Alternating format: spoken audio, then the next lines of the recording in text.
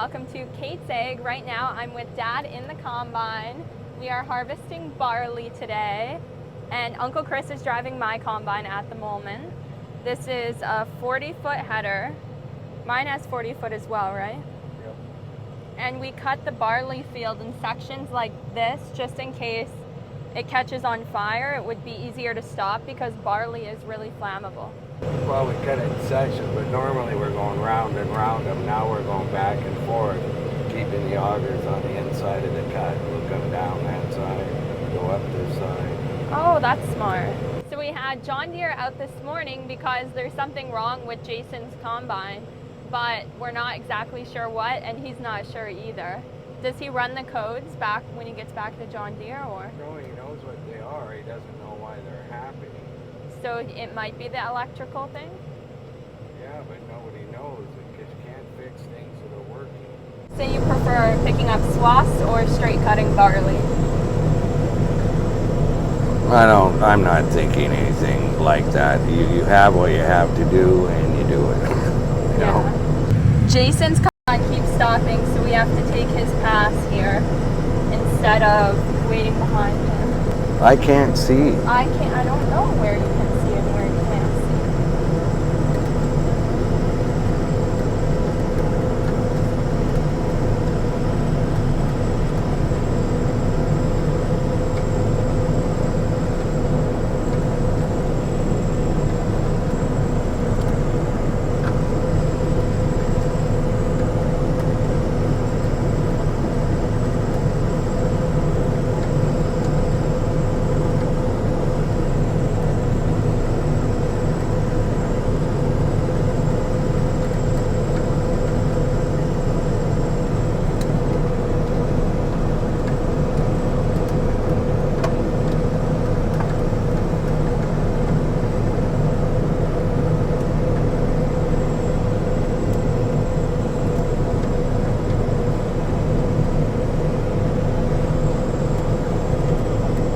I just try and get a nice clean cut, you know, that you're not leaving it there or not cutting any lower than you reasonably have to, you know. For me, it's most difficult to figure out the reel because I can never tell if it's helping or not. Should I move it further out, move it further in? It depends on what it needs for the crop, you know. If it's tall, you can bring it back in and lift it up.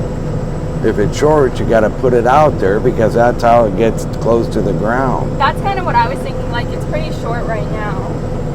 So I was trying to play around with it. I feel like I've got a better idea than previous years, but it's still difficult. It hasn't changed much, Kate. There's hardly enough of anything that it changes in to have to readjust this. It's all the way down right now. The only adjustment left is in and out. Yeah. You see it's not moving stuff off the header, you put it down a little bit. If it's throwing it back up with the reel, bring it back in a little bit. It's just needed to help move it through the head. And even when my reel's furthest down, I noticed that on the right side it might not always be grabbing the barley. Yeah, well that's because they're not, you know. Even. Press button number 1. Yes. Yours comes up immediately. Mine, I've got to wait like 15, 20, 30 seconds. Well, I wouldn't use it for that then. But I need to because it would take the same amount of time to even press the up button. For barley, it's really important you don't drive in the stubble field with a gas car because if the stubble brushes up against kind of the underneath, it'll light on fire. The muffler. The muffler. Tailpipe. We've had that happen one too many times. Yeah. Especially Uncle Chris, he's very unlucky in the truck burning up in the field department. Now it's deep in the barley now, you see. Oh, your barley meter says 26 bushel per acre. Yeah, I know. I changed yours to barley too, though. Really? So, yeah. I'll have to look or watch a video on how to do that. 43. I had 45s. I seen one the other day. There was a 61 or something. Oh, wow. On an X9, but 61. it's not a John Deere header. I don't know what they got. I can't afford that stuff, Kate. No, and that's a big thing in farming is the equipment's so expensive, the crop prices are going down, and land prices are going up. So you have to run old machinery if you want to keep your family farm going on for more generations. Lean back. Okay, we got wheat, barley, whatever. We're gonna unload in the grain cart right now on the go. See, this is way easier for you. You can stay like 3 feet out. I have to make sure to stay behind his back. I know how it works, Kate, and I give you credit for being able to do that. Because it's scary. You just got to make sure that you don't do anything stupid and he doesn't while you're doing it, you know? Yeah, Right. you can tell we're both scared. I'm scared, he's scared. Everybody is. I'm scared too, just watching. The part that scares me the most is when he goes to drive away. It's like this much room between my header and his back tire. And when you're dumping, you usually move out to them, Kate. That gives you a little room to move away from into the weed, you know. I don't know, it's just complicated. I almost shut my eyes after when he's driving away. I just don't want anything to happen. Yeah, this barley looks good. How would you say this field's doing? Not that good. Just because it's sparse, or? It just didn't rain on it, you know, for months. Yeah. You only got about one good rain and then it just dried up. Oh. What? Dirt. You don't want to do that. This hill's crowning here. Oh. That's why I had to pull the header off, because of this type shit like this. That's the only thing I've ever plugged my combines with is dirt. I plugged it both multiple times, I think 3 times with the big headers with dirt in the same day. And then I also plugged the pickup header with dirt as well. Never with wheat though yet. Knock on wood.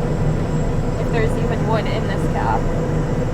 We've got the reel the lowest it can go, and it's not even touching the barley on the left side. All I know is it didn't rain when it needed it, and it shows. You know, that's why this ain't super thick and heavy and stuff. But we're very lucky we didn't get our crop sailed out this year. One of our neighbors lost almost their entire crop. Yeah. Now you can look in the tank and see how this stuff is. I think it looks pretty good. It's tough to see though, because the window's quite dirty. Yeah, I know. And also the chaff is the same color. But especially when you're driving, you have to look back so quickly, I can't really analyze it. I think it looks good though. So that Boro tire has been working out well for you? Has Great. anyone even come in yet? No. I talked to them about that too. And they close at noon, so that means Monday. That means like about 12 days to get a rim. That's crazy, and it was supposed to come in Tuesday of this week. It's now Friday, so it's coming in a week later than it was supposed to. And this is harvest, farmers' busiest times of year, so it's really important that we can get those speedy deliveries. We can have after-hours service and around-the-clock help with these machines. You don't get around the clock. You barely get full days, Kate. So, you know, I'm happy that they do this stuff, that the mechanic come out, but he couldn't fix it. You know, again, because it was working at that moment. So, you know, you can say what you want, but it is what it is. But wouldn't there still be something wrong with it if it does that occasionally? Yes, but how do you fix things that are working? You know, it's virtually impossible to do that. They're working. When they leave, they quit working, just like the last pass with that guy, with Jason. Yeah. What is this weed occasionally in the crop? Canadian thistle. It's hard to get rid of. I got a little plan for it this year, though. Do you find that if you get maybe thistle or one type of weed in a crop, it takes a certain number of years to get it out, or you'll just see it forever? It's hard to get this stuff out. It doesn't die very easy, Kate. It's super hard. Something you work at for a long time to get out, because not very many things kill it. What would you say has been the best advice Grandpa's given you, or that you've maybe learned from years of watching him? do the best job you can, you know. Some people are better at doing stuff than others. Maybe run used equipment, try and save when you can on good years. Well, if you want to to keep farming, if you got a lot of money and it don't matter, but farming's a numbers game. If you don't make enough money to pay the bills, you're going to not be doing that. And you don't control the weather, Kate. You don't control the rain. Even when you have a good crop and you can't get it, it's no different than having no crop. Because you paid all the money up front in this to get it. And if you don't get it, you're just out the money. That's the way it is. Exactly. So there's a lot of upfront costs in farming. Well, they're not going to sell you stuff and not expect their money. If I sell wheat to people, I want my money too. So I get it. But again, kind of like we have a good winter wheat crop this year, but it could possibly go to feed wheat because it's starting to sprout under the swaths because of all the rain we've had during harvest. So that just shows we anticipated it to be big, thick swaths, but kind of as my Uncle Chris said, until it's in the bins, you really can't say. But maybe it's better than it sounds right now. We'll just hope for that. yeah, you don't know till you go to sell it or get it in the bin and have it tested. This is the part we don't control. Now to take a quick break from the video, a huge thank you to Jackery for sponsoring. I love spending time outdoors, and because I'm going to university in upstate New York, their HomePower 3000 generator was just perfect for me. When you spend a lot of time outdoors, you're relying on the weather patterns to be just perfect, which doesn't always happen. So it's super important to have reliable power in order to keep devices charged, your fridge, for example, running and things like that. So that's why I love their product here. What I have with me today is Jackery's newest solar generator, and what's really awesome is it actually works with their solar Saga panels here, and that's game-changing because it doesn't mean you have to plug into a backup battery source, but you can actually recharge anywhere with renewable energy, and I think that that's my favorite part. With over 3,000 watt hours of capacity and 3,600 watts of output, it keeps all the essentials running for up to 2 days, so that means like your fridge, Wi-Fi, everything. What's especially cool is when you're outside camping, you can keep all of this running with the renewable power, so especially for elongated camping trips. One of my favorite places to camp, for example, in Montana is Glacier, and I'm really wanting to do about a 4-day hike there. I haven't done it yet, but I'm going to be taking Jackery with me because it's an absolute must for any outdoor adventures. The other part I really love is they have a fantastic app and interface, which I'll show on the screen here. So you're able to track how much power you're using, how the charging's going, and just have that data. It's also really lightweight and compact and easy to move. As you can see, I'm not the strongest, but I'm able to just pick it up and move it around pretty simply. So I love that as well, because something that's not as compact and easy to carry is really not a product that I would be able to use, and especially when I'm outdoors and already have other things to be carrying around. So whether you're staying prepared for power outages or enjoying the outdoors with clean energy, Jackery HomePower 3000 and the Solar Saga panels are just what you need. I'll link all their products below, so if you want to check out Jackery, I highly recommend. I think it's awesome, and I'm super excited to use them in Montana as well. So when I finish university, I ship a lot of my stuff back to Montana, and this will be one of them because I'm absolutely making my hiking trip happen there. And I'll also be getting a lot of use from it in upstate New York, from the various excursions and kind of cool hikes you can do along here, and camping outings. So again, thank you, and back to the video. For barley, in order to be used as malt barley, which is what you earn the most on. Which way is the wind going?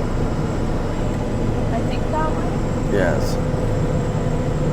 So we want to park downwind of the thing. Yeah. John Deere says they're offering my dad a job because of how often he's up there, sometimes 2-3 times a day. Yeah. Somehow it don't sound good for them. But they have parts. And they've been good, you know. It ain't the parts guy's fault they didn't get shipped or showed up. I don't know whose fault it is, but it ain't his. Yeah, I know, of course. Now, if he wouldn't have ordered the part, now that would be his fault, but he did. Look forward to lunch and dinner. Yes. I look forward to resting during lunch and dinner. Here is today's lunch. Here with Uncle Chris, outfitted in his Duckworth, which looks very nice. I love this color. Hunter's green? I don't know what it's called. Yeah, So probably. you blend into the forest. Not the wheat swath though today, or barley field. So Uncle Chris is telling me why he's sitting on the ground here. What are you doing? I'm earthing. Getting back to earth. It's supposed to be good for your health.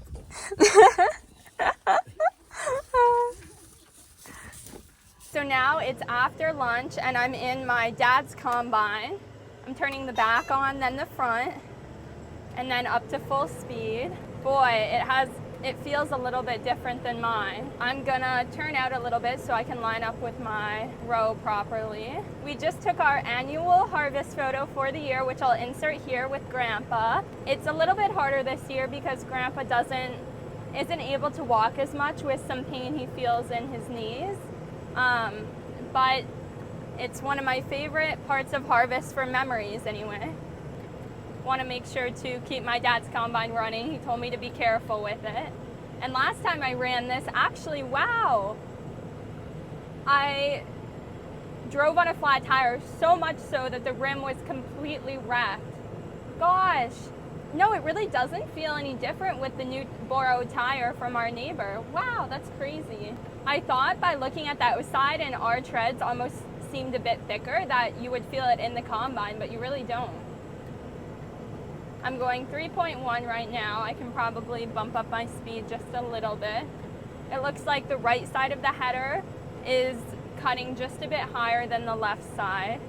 As you can see, I'm wearing my Kate's Egg shirt, and my dad was also in the photo as well, because these are made and grown in the USA, and they're made from 100% cotton. And that was something really important to me when designing and kind of launching shirts for my brand, because a lot of shirts, you don't know the origins of where they came from, you don't know if they're ethically produced, and the people you're supporting. And all of your natural fashion products, such as cotton, come from a farm. So in the back of this shirt, there's a QR code which you're able to scan with the camera on your phone, and it will tell you where the cotton was grown, so which farmer you're supporting. And not only that, but also every other person down the production line.